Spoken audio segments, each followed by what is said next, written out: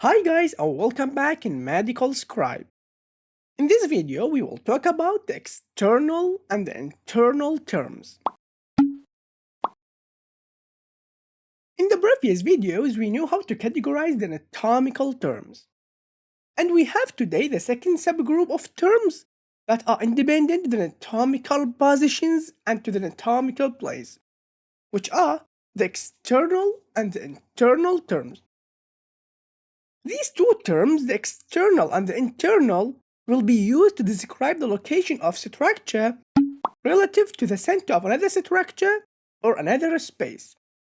That means which structure near the center of other structure and which one is farther away from the center of other structure. And we will understand these terms better with the upcoming examples. The first term is the external. This term means outside of, or farther away from the center of another structure or another cavity. For example, if we say the parathyroid glands lie external to the thyroid capsule, that means the parathyroid glands will exist outside or away from the capsule that encapsulates the thyroid gland. So the meaning of external term is outside or farther away.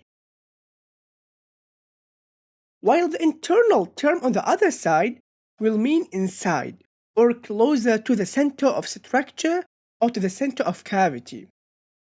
If we say the cranial meninges lie internal to the cranium, that means the cranial meninges which located in the head lie to the inside or below the cranial bone, which are the skull bone.